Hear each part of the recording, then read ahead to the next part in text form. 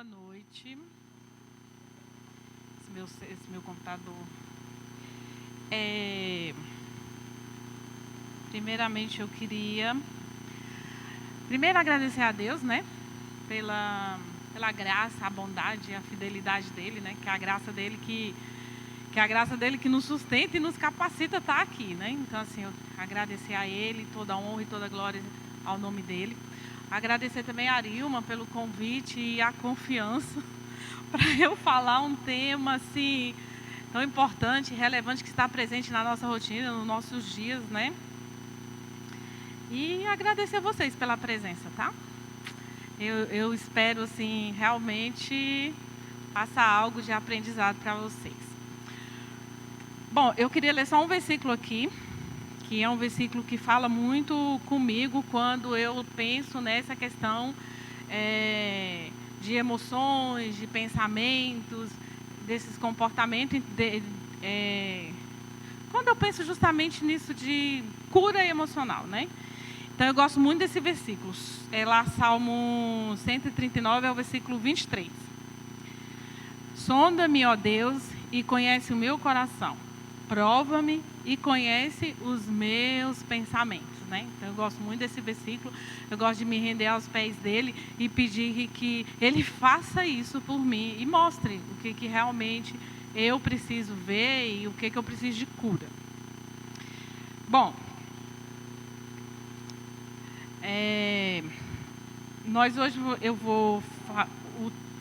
o assunto de hoje, o tema de hoje é transtornos emocionais. Pensa no desafio que a Arilma colocou na minha mão.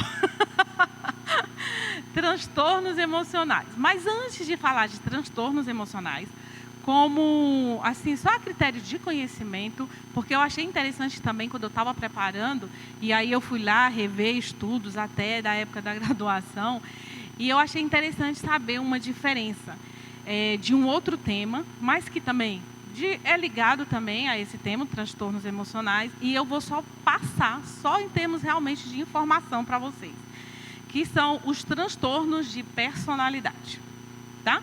E o que são os transtornos de personalidade? Bom, vamos pensar assim mais ou menos o que é uma personalidade. Aí eu estava ouvindo uma palestra daquela neurocientista, a Rosane Alves, não sei se vocês já ouviram falar dela. Ah, meu amor, obrigada. Ela diz o seguinte: personalidade, de um modo bem simples, é o meu jeito de ser, tá? Então, personalidade são os meus comportamentos, padrões de comportamentos emocionais que eu tenho numa relação social, em uma sociedade. Isso é personalidade. Ou seja, é o meu jeito de ser, meu comportamento, como que eu me comporto. A personalidade, ela tem duas características, nossa personalidade.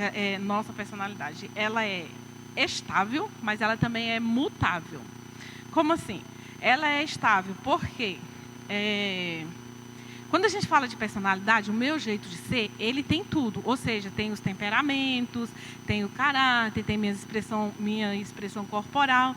E o meu temperamento, uma pessoa que é fleumática, ela vai ser sempre fleumática, certo? Uma pessoa que tem um temperamento sanguíneo, ele não vai mudar. Ele é estável, então ele vai ter ele é estável por isso. E por que ela é mutável? Porque a personalidade ela vai se construindo no decorrer das nossas vivências. E quando a cada vivência, a cada experiência da vida, a gente aprende. Quando a gente aprende, a gente se desenvolve. Quando a gente aprende uma coisa, nós aplicamos aquilo no nosso modo de ser. Aquilo me afeta e afeta o outro também. Então, por isso, a personalidade ela é tanto mutável como estável. E o que são transtornos? Que é o nosso tema, transtorno também emocional. Então, já aproveita.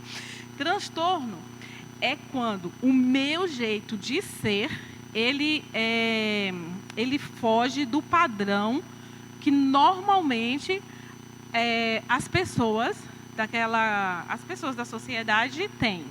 É um comportamento, digamos que ele seja inadequado. É um comportamento, qual a palavra? Disfuncional. Isso é um transtorno, é quando o meu jeito de ser tem um comportamento que não é adequado, um comportamento que é disfuncional. E esse comportamento, ele traz prejuízo para a minha pessoa e traz prejuízo para as relações sociais também. Então, afeta a mim, né? Eu tenho prejuízo com isso, e quem está também tem. Daí vem a palavra transtorno de personalidade. Mas o que vem a ser, então, transtorno de personalidade? É quando nós temos aprendizado, quando nós passamos por trauma, que vai afetar a nossa personalidade, ou seja, o nosso modo de ser. E aí eu queria que o Isaac coloca para mim, Isaac. No total, nós temos 10 transtornos de personalidade. Eu não vou ler todos, isso aí é só para vocês olhar e ver, tá? Ele, de acordo com o CID-10, né, esse DSM-4I, ele é agrupado em 3 grupos. O primeiro grupo é o grupo A, né, que é esse tema aí, esquisitice e desconfiança. Aí são os paranoides, os esquizoides e os esquizotípica. Cada um com suas características. Pode passar, Isaac. O agrupamento B, que é o borderline, o sociopática e o histriônica, tá? Isso são transtornos de personalidade. E grupo C, que é o ansioso, obsessivo, o dependente, e tem mais um que pode passar, Isaac, também, que é o narcisista, que também é um transtorno de personalidade. Então nós temos 10 no final. O que tem a ver isso aí com os transtornos emocionais? Quando nós falamos de transtornos de personalidade, nós não falamos em sintoma, nós falamos em quê? Lembra que eu falei personalidade é o meu jeito de ser. Então, quando a gente fala disso aqui, nós estamos falando de característica. Ou seja, não é possível, digamos assim, sintomas hoje a gente tem, amanhã a gente não tem, né? Característica não tem. Então, a pessoa está fadada a viver, se a gente fosse ler as caracteres de cada personalidade ali, a gente ia ver o quão traz sofrimento para a pessoa. Nós temos uma esperança e a gente sempre acredita que algo pode ajudar, pelo menos interromper, melhorar. Mas a verdade é que transtorno de personalidade, ele não tem sintoma, ele é uma característica, é o jeito que a pessoa desenvolveu.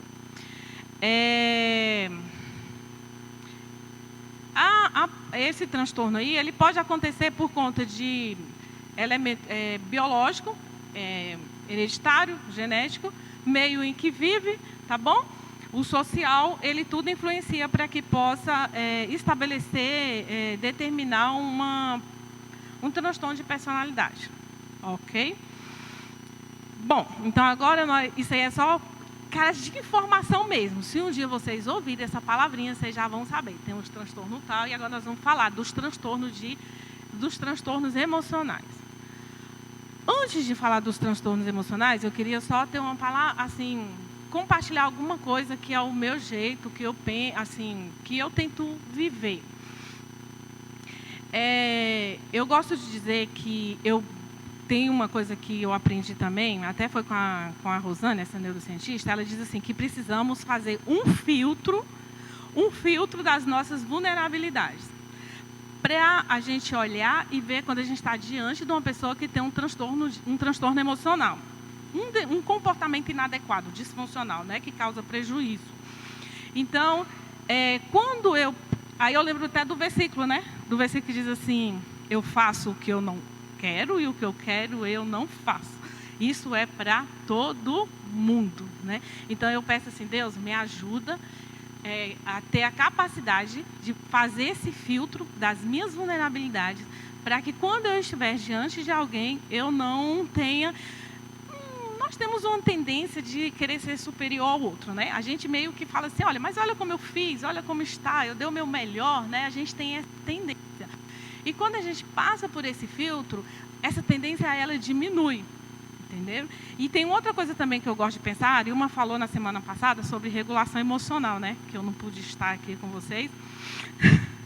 Aí eu penso assim, qual o teste para saber se eu tenho realmente domínio das minhas emoções, controle das minhas emoções? Aí eu gosto de dizer, maturidade emocional é quando eu consigo, tá?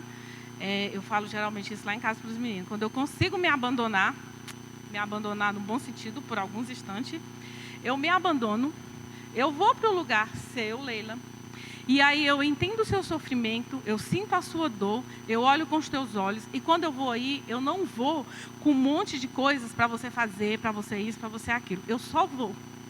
E eu te entendo, eu te compreendo, eu olho com os teus olhos, e eu tenho a capacidade de volto para mim, e da minha posição, da minha pessoa, eu tenho uma relação com você de igual para igual, num sentido que eu vou te entender e eu vou te compreender. Eu acho que isso é controle das emoções. Isso é maturidade emocional. Porque tem gente que vai para o outro e fica lá, né? O outro é responsável porque fez isso comigo, porque fez aquilo comigo. Ele é responsável pelo meu sofrimento.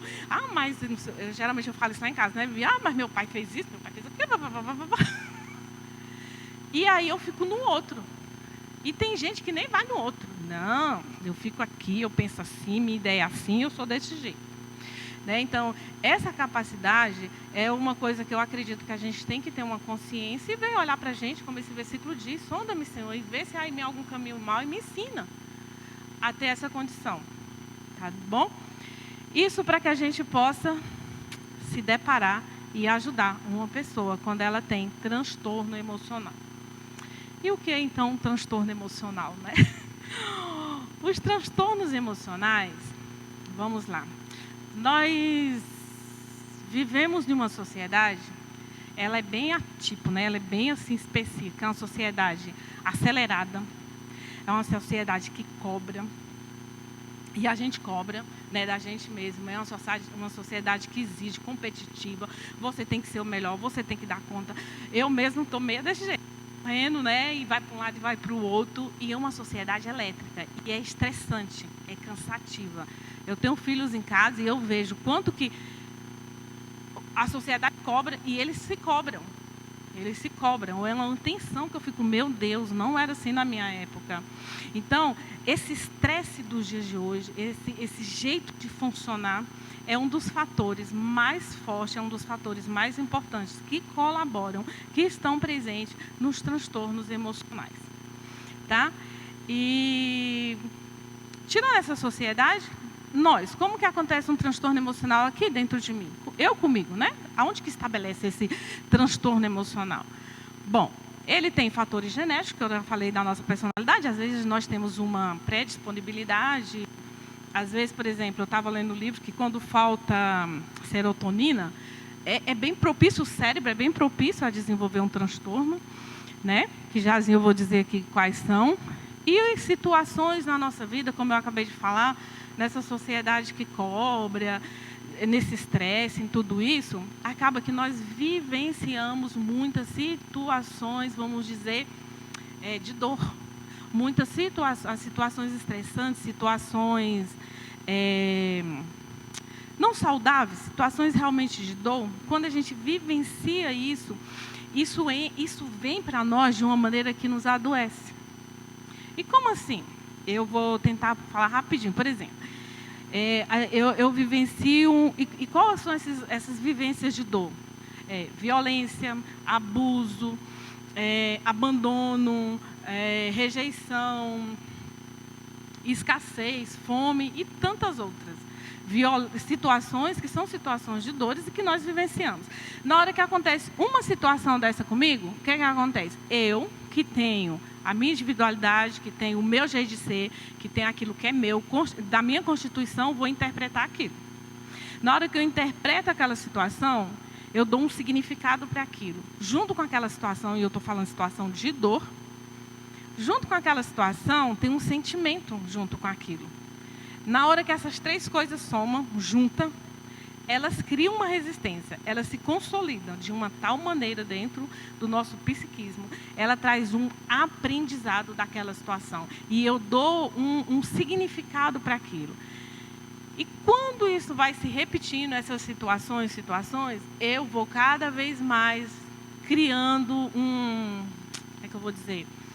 Quando isso acontece, é um registro neuronal. Vocês lembram? Por exemplo, se eu perguntar para você, uma situação de dor que você passou, você vai ter o registro neuronal aí. E você vai me falar, não é? Então é seu, sua memória tem esse registro aí.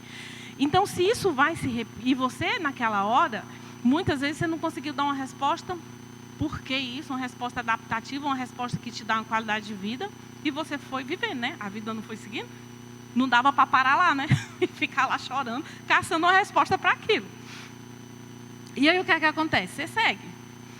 Só que, às vezes, como é que eu vou te falar? Na sua vida, na nossa vida, outras situações acontecem. E aí nós vamos acumulando. E aí nós vamos. Nisso, o meu cérebro, ele tem um aprendizado. Tem situações que, se você perguntar, na clínica, por exemplo, a pessoa chega para mim e fala assim, eu sou uma carniça. Eu sou uma carniça. E quer saber por quê? Porque tal dia aconteceu isso, meu avô abusou de mim, minha mãe deixou, minha mãe sabia que ele ia abusar. Entendeu? Então, aí foi, depois com 12 anos de novo, e outras coisas foram acontecendo, só tem um jeito, eu sou uma carniça. Eu não sou digno de ser amado. Por quê? Porque aí vai me relatando. E haja situações que eu fico só ouvindo, né, que eu falo. Quem vai dizer que não? Eu não presto. E por aí vai. Da onde que vem isso? Essa certeza e essas crenças? Das vivências, das experiências doloridas, dos registros neuronais, disso que está aqui, que faz parte da minha pessoa. Juntando tudo isso com a cobrança que vivemos, o estresse que temos, daí aparece e desenvolve no nosso psiquismo os transtornos emocionais. Bom, e o que são transtornos emocionais?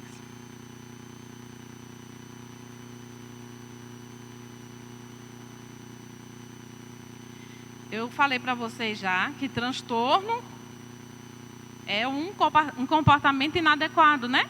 E é porque eu quero? Não. É porque eu aprendi. É porque na vivência muitas vezes eu sou agressiva, não é porque eu quero. Muitas vezes eu não consigo fazer alguma coisa, é ruim para mim. Aquilo me traz prejuízo. Mas eu aprendi que eu sou incapaz. E é tão difícil colocar aqui dentro que eu não sou incapaz. Eu não gosto de acreditar nisso, mas eu acredito porque eu aprendi isso. Porque um dia alguém me ensinou isso a meu respeito. E não tinha como eu, naquela hora, lançar a mão de algum recurso para poder combater aquilo. E eu fui seguindo, acreditando nisso.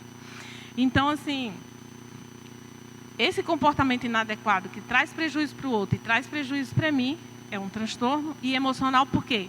Porque quando eu tenho um relacionamento dentro de uma situação que é uma situação de dor, mexe com o meu afeto, mexe com minhas emoções. Então, são transtornos emocionais, certo? E dos primeiros transtornos emocionais que nós vamos falar aqui hoje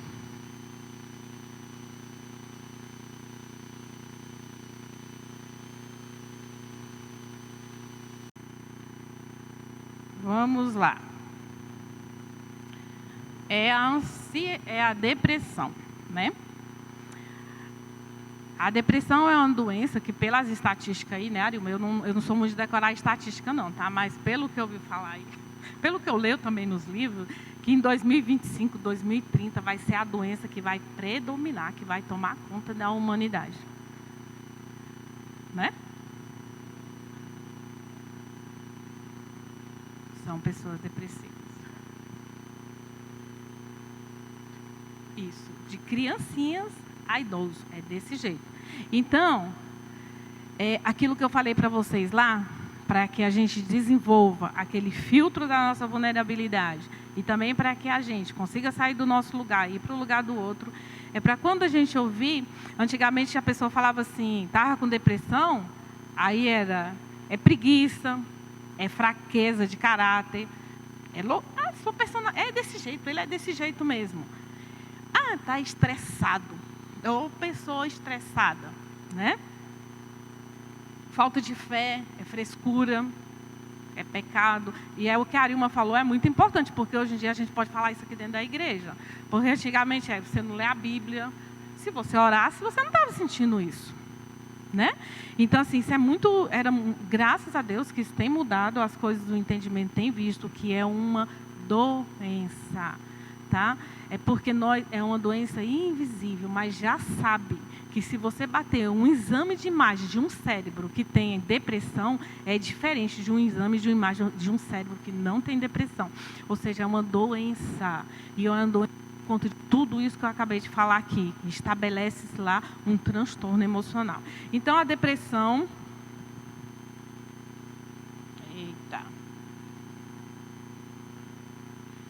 Bom...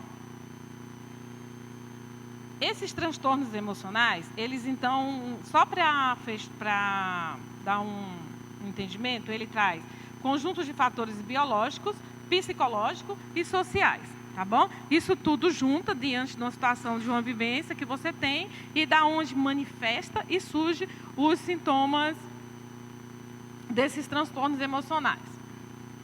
Bom, então vamos lá, diante desse jeito aí, dessas situações de dor que eu falei para vocês, como desencadeia uma depressão, que é um dos transtornos emocionais. Ela pode vir pelo ambiente familiar, né? Um ambiente familiar disfuncional, onde não tem harmonia, onde não tem conversa, entendimento. Pelo uso de álcool também no ambiente familiar, drogas, né? Situações estressantes, tanto de perdas como de ganho. Por exemplo, perdas. Aí tem aqui morte, desemprego, separação e ganhos. Nascimento, casamento, uma gravidez. Tudo isso pode desencadear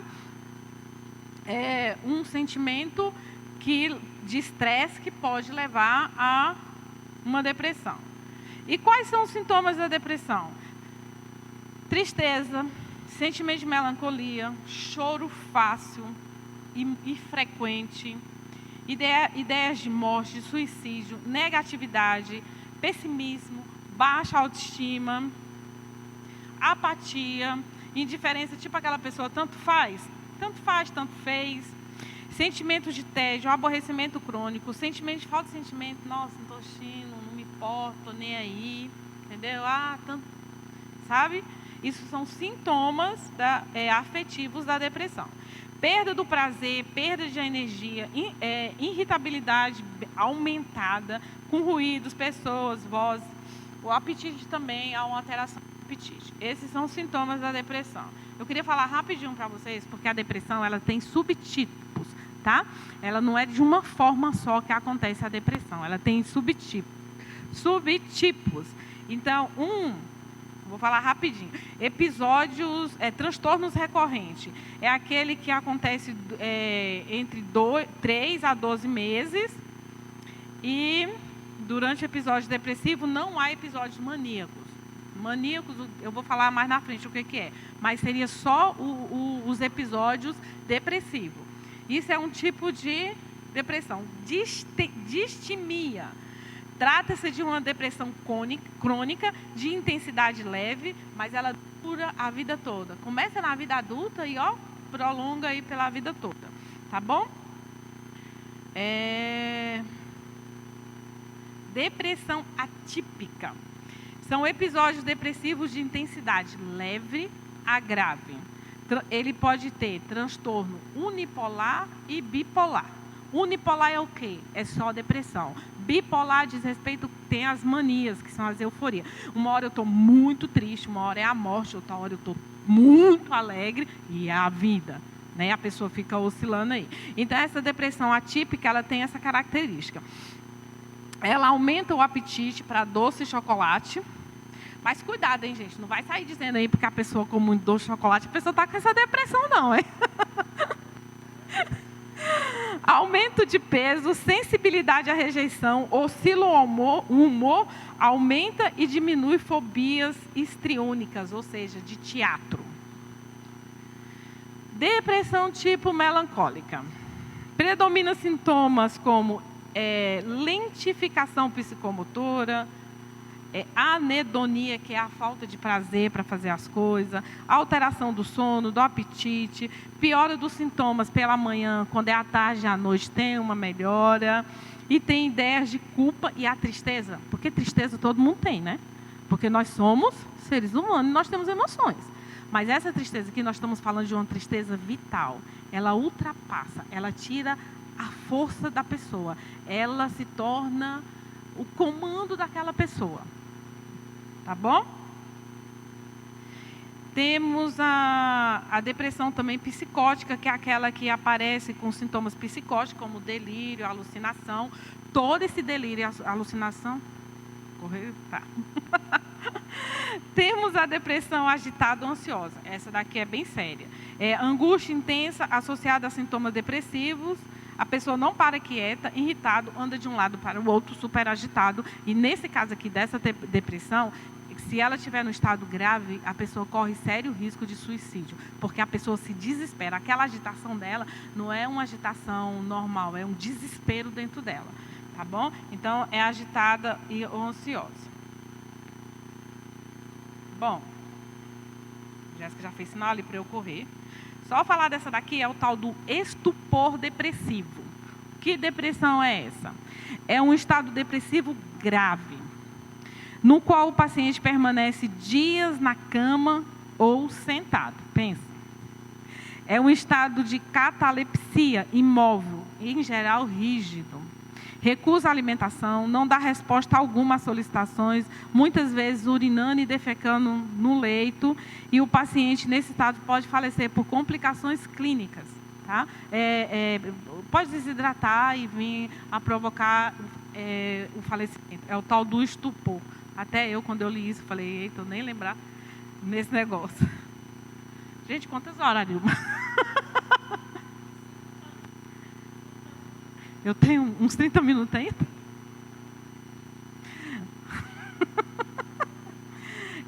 E a depressão secundária orgânica que vem de doenças tipo AVC, mal de Alzheimer, tá bom?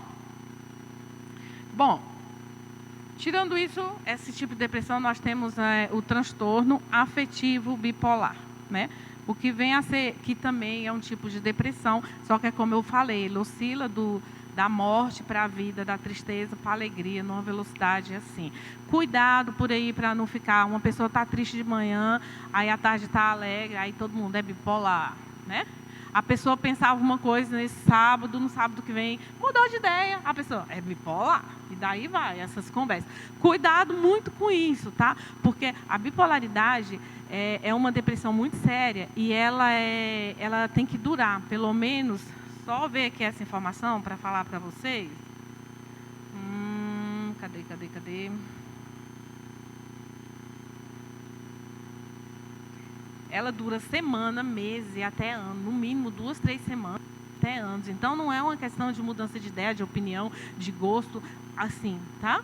É realmente algo que diz respeito a uma mudança trágica e essa oscilação.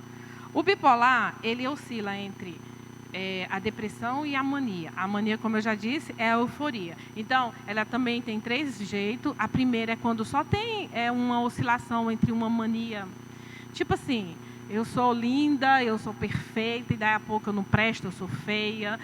É uma oscilação normal. A segunda é quando essa mania vira uma hipormania.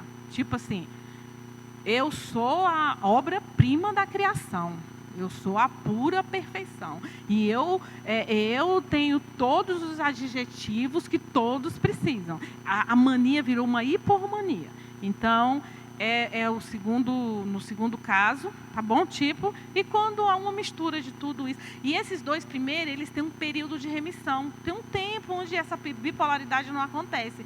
Mas no terceiro caso, não tem. A remissão é mínima e é muito intenso essa oscilação, ou seja, causa muito sofrimento, tá bom? Então, esse é o primeiro transtorno emocional, que é a depressão, com todas essas características, com todas essas informações, com tudo isso que tem, né, junto. Eu sei que meu tempo está indo, mas Arilma, é sério, nós tínhamos conversado, eu vou até 9h30. Eu queria só contar para vocês como isso é sério, porque ontem, enquanto eu estava preparando essa palavra, eu estou com uma paciente que ela está há 3 semanas tentando suicídio recorrente mesmo. E ontem pela manhã ela tentou suicídio, e a líder dela, ela é membro da Sara Nossa Terra, e a líder dela me ligou, eu estava no meio disso aqui, preparando essa palavra. E a líder me ligou dizendo que não sabia mais o que fazia, porque de manhã ela tinha tentado suicídio, os bombeiros tinham pegado, aí de noite uma confusão, e ela já não sabia, estava escondendo tudo dentro de casa, e a menina só queria se matar, né? E aí eu preparando isso aqui tudo, e eu fiquei assim, meu Deus, eu não sei mais o que é que eu faço, porque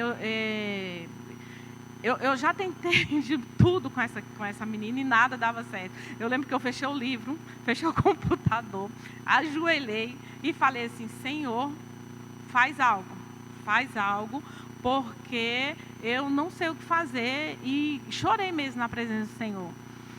E por que eu estou contando esse testemunho para vocês ontem? Porque eu falei para vocês que a gente aprende, né? Aprende dentro das dores. A única maneira de uma depressão é você tem que ter coragem e ousadia para voltar lá, para querer se resgatar. Eu costumo dizer para meus pacientes 3 palavrinhas. Vocês têm que ter paciência com vocês, porque foram anos aprendendo o que não era certo, danificando aquela identidade de Cristo, arranhando e quebrando. Então, nós temos que ter paciência. Eu quero que vocês tenham paciência com vocês. Eu quero que vocês acolham vocês. Não fiquem se perguntando, por que você é assim? Por que você não faz isso? Por que você não tenta aquilo? Às vezes a pessoa não tem força para isso. E tem amor próprio. Se um dia alguém falou para você que você era uma carniça, vá lá naquela hora, naquele momento, e ame aquela pessoa que ouviu e acreditou que era uma carniça. Para depois a gente começar um trabalho de resgate. Isso tudo eu já fiz com essa menina, gente. Eu já trabalhei com essa menina e eu já fui. E ela tenta, e ela tenta, e ela tenta. Mas o aprendizado é tão forte que ela não preste, que a vida não preste, que ela vai sofrer por conta da história de vida dela, que já foi abusada, não tem pai, não tem mãe, morava em abrigo, entendeu? Muito sofrimento que ela não está conseguindo. Então, eu quis falar da história dela, que por mais que nós temos técnicas, método, né, e mais um monte de coisa, tem hora que só Deus, né, Deus toca onde ninguém toca, faz o que ninguém faz. Aí depois que eu orei tudo, aí eu liguei para a líder dela, aí eu falei, ora aí também, porque... E aí ela me disse que a menina estava mais tranquila, estava calma, e hoje cedo eu mandei mensagem, ela disse assim para mim, eu falei, e aí, como é que você está? Ela disse, eu estou indo. E eu fiquei feliz, porque ela falou que está indo, né? Indo comigo, tomar... E eu falei, indo aqui comigo, né? Pertinho de mim. Ela, Beth. Então, assim, o transtorno depressivo, ele faz isso com a gente, tá? Ele leva as pessoas a isso, que possamos ser sensíveis nesse momento. Tem ansiedade, que também a ansiedade, ela tem várias características. Eu vou tentar lembrar, nem vou seguir aqui. Dentro da ansiedade, nós temos como é que fala? Os transtornos do pânico, tá? Temos a ansiedade generalizada.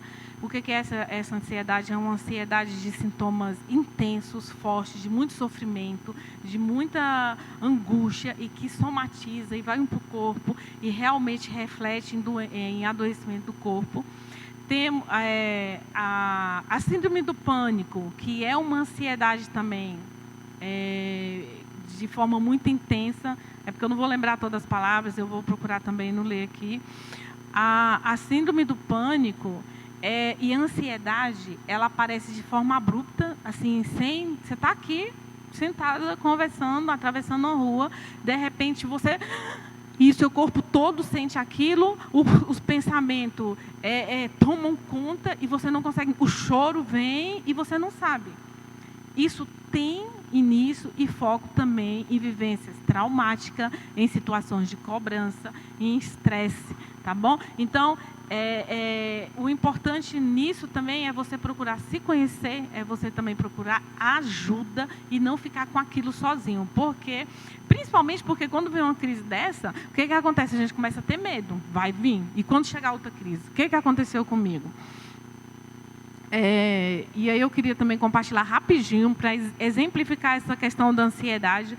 Um paciente meu, que ele cresceu em um ambiente, ele tem um temperamento muito tranquilo, muito calmo, daqueles que, sabe, que não questiona muito. É dele esse jeito.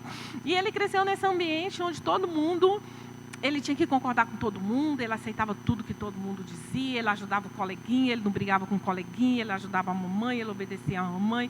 E aí ele começou a ouvir muito: você é o filho amado, você me dá tanto prazer, mas você é lindo, mas você é educado. E começou. E aí chegaram ao ponto de comparar ele a Jesus Cristo, tanto que ele era bom. Só que, na verdade, ele começou a sofrer com isso. Porque tinha hora que ele não queria dividir o lanche com o coleguinha, e ele tinha que dividir. Tinha hora que ele queria falar para a mãe dele: mas eu não quero fazer isso, mamãe, eu queria brincar lá no parquinho. E ele não falava. E ele começou a sofrer demais com isso. Aí ele inventou um amiguinho imaginário lá, que era alguém agressivo, que perdia o controle, e ele falou para ele mesmo que aquela pessoa dele mesmo iria morrer.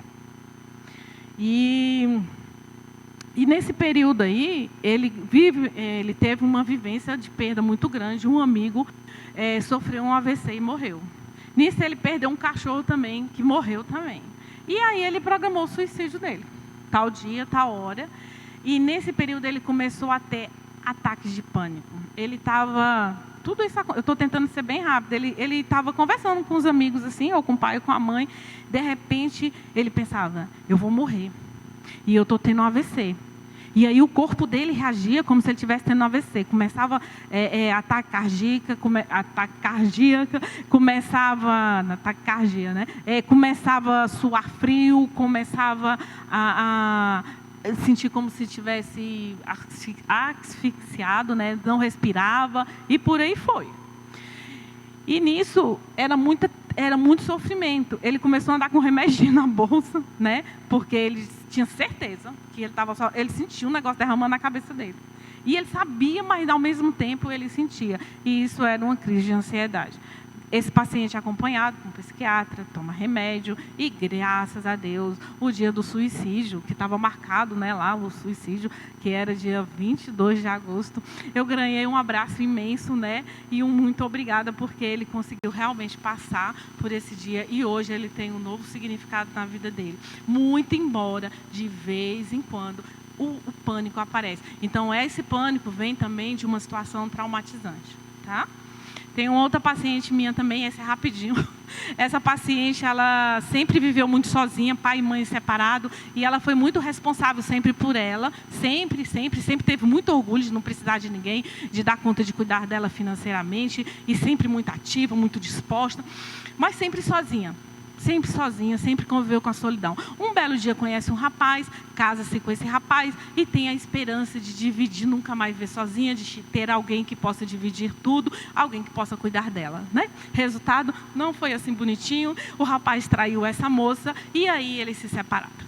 Quando ela se separou, ela colocou na cabeça dela que nunca mais ela iria dar para ninguém esse direito de cuidar dela, e ela voltou para aquele estado de que o que me valoriza, o valor que eu tenho, é a minha responsabilidade financeira. É o meu jeito de olhar para a minha vida. Aí, e foi, né? E sempre muito bem resolvida, né? Quando foi um belo dia, nesse caminho aparece um rapaz.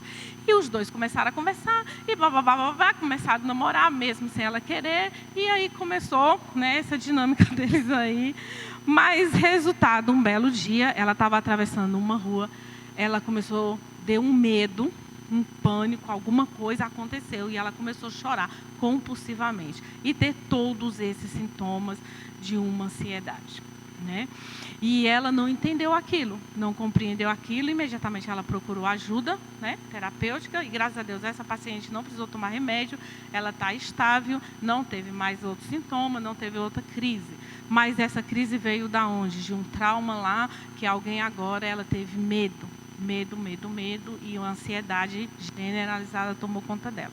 Eu estou contando essas coisas para vocês verem que isso é real. As situações que a gente passa acontecem, nos paralisam, elas trazem medo, trazem sofrimento. Essa menina quase termina um namoro que é um rapaz abençoado, ou seja, traz prejuízo para ela e traz prejuízo para o outro. Por conta de quê? De situações traumáticas, tá bom? Isso é ansiedade.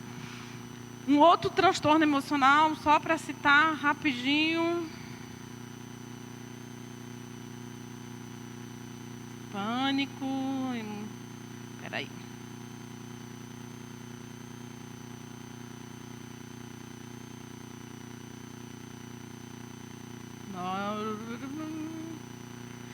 ansiedade, ela pode ter um transtorno misto também, tá? Que é de ansiedade e depressão junto.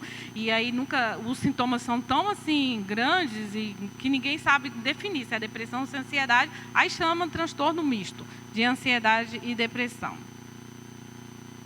Transtorno obsessivo compulsivo. Esse aqui eu vou ter que ler, tá? São pensamentos obsessivos e comportamentos compulsivos recorrentes. Os quadros obsessivo-compulsivo caracterizam-se por ideias, fantasia e imagens obsessivas e por atos rituais e comportamentos compulsivos. Esses quadros são vividos como uma pressão sobre o indivíduo, como algo que o obriga e ele acaba se submetendo a fazer aquilo. Essa síndrome tem momentos que predomina o obsessivo, a ideia obsessiva, a hora predomina o comportamento compulsivo. São vivenciados com muita angústia e é como algo que invade a consciência da pessoa. A pessoa pensa, eu tenho que lavar as mãos, e tem esse comportamento compulsivo. São rituais repetitivos, como, por exemplo, lavar as mãos inúmeras vezes, tomar muito banho. Também tem a repetição de atos e mentes, como rezar. Tem também aquelas pessoas que pensam assim, tem um pensamento assim, se eu passar não sei quantas vezes em volta de determinada casa ou de determinada igreja, não vai acontecer isso, não vai acontecer aquilo. E a pessoa fica com aquilo, com aquele ato, com aquele pensamento. Tá? Então, isso também, esse transtorno traz muito sofrimento, traz prisão para a pessoa. Ela não consegue ter liberdade para ter os relacionamentos de forma saudável, tem comportamentos inadequados, que as pessoas às vezes até ficam olhando, observando. E hoje, graças a Deus, as pessoas já não criticam muito, mas também tem origem, tem fonte em situações de dor que a pessoa passou. Tá? Não acontece aquilo porque ela é daquele jeito. É um transtorno emocional também.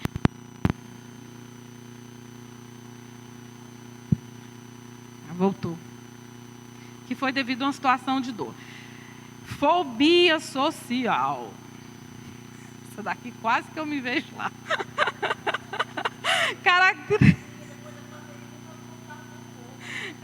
Caracteriza-se por meio de intenso e persistentes situações sociais que envolvam expor-se ao contato social, demonstrar certo desempenho ou situações competitivas e de cobrança. O indivíduo sente intensa angústia de falar em público, apresentar um seminário e fazer uma palestra. E aqui eu quero falar uma coisa para vocês rapidinho.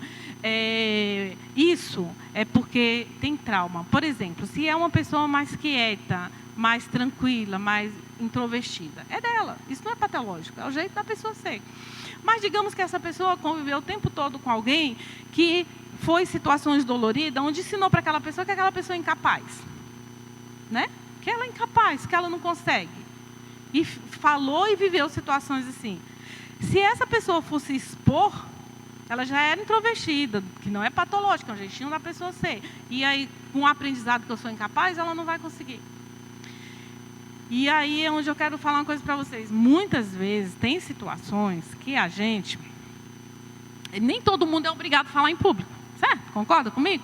Nem todo mundo é obrigado. E não significa que eu não falar, que eu sou doente, que eu tenho uma patologia e que eu sou obrigada a falar em público. Mas a gente precisa observar uma coisa, tá? E daí eu quero pedir para vocês observar as emoções de vocês. Eu fiz até um paralelo. Eu li um livro que a autora diz o seguinte: eu nunca posso tomar uma decisão e o meu ponto de partida é a dor. Ou seja, o medo, a prisão. Porque se eu não vou falar em público, porque eu tenho medo da minha incapacidade, eu estou presa nessa crença de que eu sou incapaz, aí eu tenho que prestar atenção e saber. Agora, se eu vou tomar uma decisão e eu vou partir do lugar vamos dizer, do amor, a autora do livro diz assim, o dor, o recurso, o medo e o amor. Então, se eu entendo, se eu compreendo, eu não vou falar em público. Não é medo, não é prisão, é porque eu não gosto. Isso é normal, gente. Isso é tranquilo. Vamos tentar compreender isso. Isso cabe para a gente. A gente tem que se perguntar, da onde eu estou tomando o ponto de partida? É de medo? É de dor? Nunca tome uma decisão a partir daí. pensa, reflita, analise suas emoções. E se for de medo, de dor, procure ajuda. Tá? Procure ajuda. Faz como o versículo, sonda-me, Senhor, e conhece. Porque esse medo, você pode hoje negar a falar em público, mas esse medo vai te deixar preso para outras coisas da vida. Então, aprenda a ser responsável com as suas emoções. E sabendo que nós temos que cuidar da nossa saúde psíquica, tanto quanto nós cuidamos da nossa saúde física. Certo? Então, a fobia social é um outro. Eu preciso ver a horas.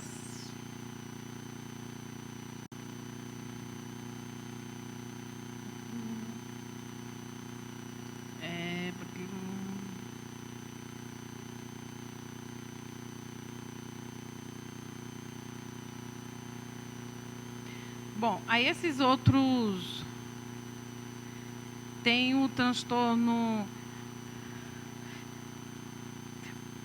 Eu vou falar nesses outros aqui muito rápido, mas basicamente é esse transtorno, a depressão, a ansiedade, com todas as suas variações, o compulsivo, tá bom? O transtorno compulsivo obsessivo, a fobia social, tá bom? São os transtornos que mais a gente vê, que estão presentes na nossa vida e que nós vemos e percebemos pessoas que estão sofrendo prejuízo por conta desses transtornos e que precisam de ajuda. Tem também o transtorno da dependência química, né, que geralmente a pessoa que busca o uso dessas substâncias tem um trauma também. Tem um paciente, ele diz assim, ele conta a história que ele cresceu acreditando que ele era o cara estranho. Eu sou estranho, e a única hora que ele não é estranho é quando ele está tomado dopado de droga. Entendeu? Então, assim, essa situação dele de ser essa pessoa estranha, tá, vamos dizer, o que dispara para esse transtorno da dependência química. Tem o autista, que é uma disfunção genética, que também é um transtorno, que também impede a criança de ter uma relação social saudável, ou seja, o comportamento dela acaba sendo um comportamento inadequado. Mas hoje em dia já tem todo um trabalho de conscientização, né? Mas é um transtorno também. Tem um transtorno da demência, que nós estávamos falando, que é a perda da memória, a perda de informações básicas, onde eu estou, a cidade que eu estou. Então, essa é como se eu estivesse passando por a capacidade de compreensão, a capacidade de aprender, tudo isso vai tendo um declínio numa velocidade muito rápida e faz parte desse transtorno da demência. Tem a esquizofrenia, que é um transtorno também com sintomas psicóticos. Tem o transtorno do estresse é muito transtorno, né? Do estresse pós-traumático, que é chamado de estresse grave. Pessoas que sofrem assalto, pessoas que vivem situação de assédio moral, pessoas que assistem situações de grande violência ou que sofrem violência também. O déficit de atenção e hiperatividade também, que é um outro transtorno. E os transtornos alimentares, a anorexia e bulimia, que faz parte dessa nossa sociedade aí, que tem aquela coisa do corpo lindo e maravilhoso, que com certeza influencia e a pessoa acaba entrando nesse distúrbio, nesse transtorno. Bom, eu tentei falar para vocês de uma maneira assim bem... É um desafio falar desse transtorno, de cada característica, de cada situação. Mas o que eu queria dizer é o seguinte, são transtornos, são doenças, mas tudo tem tratamento. Tá? São situações que você pode se enfrentar e tratar e ter uma vida saudável, ter uma vida de boa qualidade, desde que você tenha a coragem e a ousadia de olhar para você, se identificar e ver. Eu preciso de ajuda nesse ponto. Eu tinha uma paciente, na verdade, uma grande amiga, e eu lembro que um dia ela chegou para mim e falou assim que não queria mais e que não era para eu tentar fazer ela, sair de onde ela estava. E ela estava no fundo do poço. E ela falou, me deixa aqui e eu não quero sair daqui. Então, se a pessoa se nega a ter essa coragem de olhar para suas dores, porque terapia dói, tá? Terapia não é uma coisa confortável, bonitinha, que você chega lá e vai conversar com o psicólogo e ele vai fazer um carinho. Terapia dói. Terapia é algo que mexe com lugares, com situações, com aprendizado. Quem é que gosta de olhar para si e chegar num ponto e falar assim, como essa minha paciente falou, eu sou uma carniça? É extremamente dolorido, é uma fala com muito choro, mas com muito choro. Mas eu preciso ir lá. Eu preciso ir lá. Por quê? Porque se eu aprendi um dia aquilo, e hoje eu estou tendo condições de desenvolver e ter um recurso, eu preciso colocar um outro aprendizado ali naquele lugar. Eu tenho que saber, eu tenho que descobrir qual a minha verdadeira identidade. Eu tenho que saber. Eu tenho que ter essa coragem. Então, assim, temos medicamentos, tá? Se for preciso, vamos entrar com a medicação. Esse negócio que causa dependência não é verdade. Chega uma hora que para. Tá? Mas se você precisa de alguma coisa, alguma substância neuroquímica que o seu cérebro não está produzindo, não há problema, não há porquê você tomar aquilo.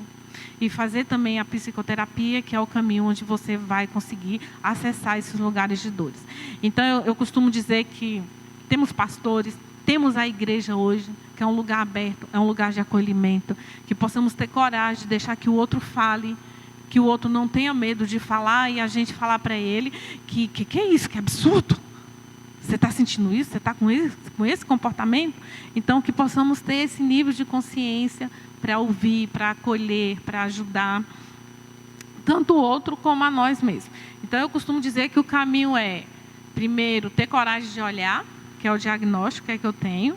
Segundo, o caminho da terapia, dos tratamentos, tá? E depois praticar um novo aprendizado, ter essa coragem também. É isso. E pedir. E o que eu sempre falo, né, com meus pacientes. Tem paciente que eu posso compartilhar. Quando eu falo assim, você vai aprender, você vai conseguir, está doendo, mas tem o Espírito Santo. Tem paciente que eu compartilho no final depois que a gente passou todo aquele processo, eu falo, o Espírito Santo está bem aí. E o Espírito Santo vai te ajudar. Tem pacientes que não. Né? Tem pacientes, esse pelo menos, por exemplo, que eu vou ter um AVC. Não, eu não posso falar isso para ele.